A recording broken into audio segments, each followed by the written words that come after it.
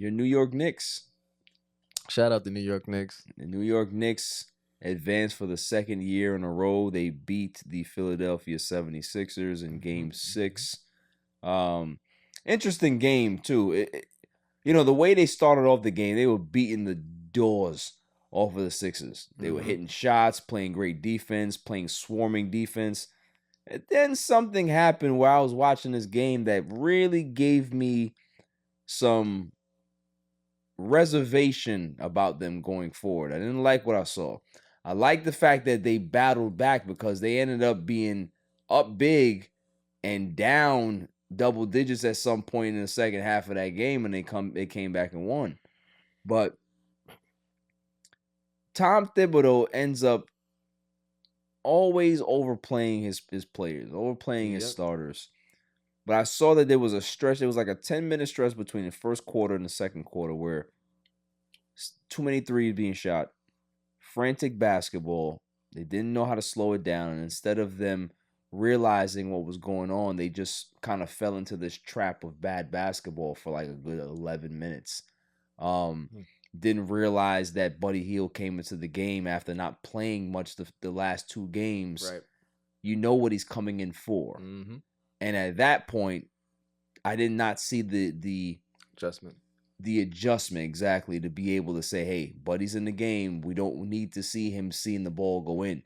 Philadelphia was struggling at that point. They couldn't buy a basket. All of a sudden, they score a couple of baskets, and now the ball is going in, and now they start to get that rhythm, right? So the Knicks need to clean some stuff up. I think Josh Hart, very, very good role player. DiVincenzo's a great player. I think McBride hit some clutch shots. So they have the core nucleus to be able to go where I think they're going to go, which is the Eastern Conference Finals. I do believe that the Knicks have what it takes. But if they're not careful, they will run into a buzzsaw called the Indiana Pacers. Indiana Pacers are number one in pace. They play the fastest style in basketball right now. They don't play much defense, but those guys don't care. If you score a basket, they're taking that ball out of the net and they're running down. So the Knicks have to be prepared for that. The fact that Jalen Brunson logged so many minutes in that first series, you gotta look at this series coming up. Is he going to wear down? Because the Pacers play very fast. So what are your thoughts about that? Well, that's a very good concern. Tom Thibodeau, historically, whether it's been the Bulls, the Wolves, that's what he does. He wears his people down. He keeps his players in all game. Yeah. So there definitely is some reservations there. Definitely is a little bit of concern about overrunning Brunson. Yep. I think the other guys are good. I think, you have a good team dynamic between the three of them, the whole Villanova thing. But, we're missing Randall, man. We're missing Randall big. And I think at some point it's his absence is going to, it's going to be a little too much for them. The Pacers, young team, very impressive young team. They were in the play-in, I believe, right? No. They were actually playing. I'm sorry, the tournament. They were in the in-season tournament.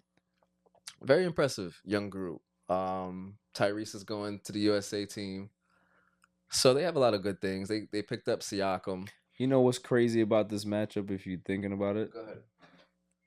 Is that the Knicks were supposed to draft Tyrese Halliburton, and what they ended up saying about him in the whole evaluation is, it's good. He'll be a starter for 10 years, but he will never be a star. His potential is capped. And I was saying at the time, I said, well, you need a point guard. Yeah. So even if he's not a superstar, why wouldn't you draft him? Ends up being a superstar. The Knicks could have had Halliburton for nothing. Yeah. For nothing. Now he's gonna come back and kill y'all. He's playing with the guy that we drafted. Yeah, Obi Toppin. Mm-hmm.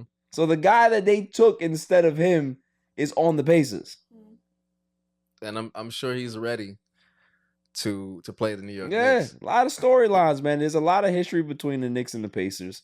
I am definitely going to disagree with your point, though, in regards to the Knicks needing Randall. They don't need him. I think the Knicks have played much better without him. that dead weight of a playoff performer on their roster. Listen, correct me if I'm wrong. Since Julius Randle has been in New York, have you seen his playoff numbers? Rubbish. Receptacle. It's been bad. It's been bad. It's been bad. It's gonna be interesting to see what they do. I think even last night they had Isaiah in the game rather than having Mitch in the game. Yeah. In important minutes. Did just fine. So Did just fine. It's gonna be interesting to see what they do moving forward. Let me tell you what ahead. they can be able to get away with no Randall, because I'm gonna keep it 100. I don't want to talk about it right now because it kind of goes into my other segment that they're gonna tie into each other. But OG can play the 4. Yeah. OG can play 2, 3, 4. You know what I mean? So with that, you're more dynamic than when you have Randall. You know what I'm saying? They're more flexible defensively, and they're actually more cohesive in my opinion. It fits better. Yeah, they You're not just gonna have Randall at the 5. they've just been really, really good, man. So shouts to the Knicks. I think they've turned a lot of heads. The New York fans are going crazy.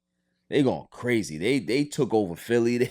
You had the owner so mad that he was buying out tickets, giving out free tickets just so people couldn't come to the games. That's crazy. So what you think? It's only an hour and a half away. We pulling up. Yeah, we in there. Damn that.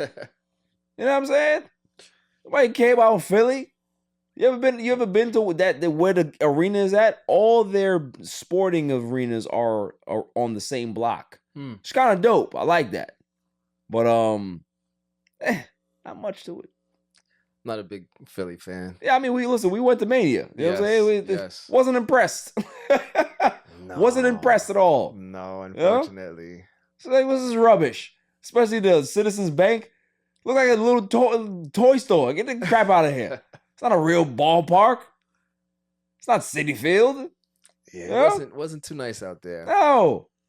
I'd never go back. All right. Neither would I. Never go back. Neither would I. I felt like the people weren't too nice. Right.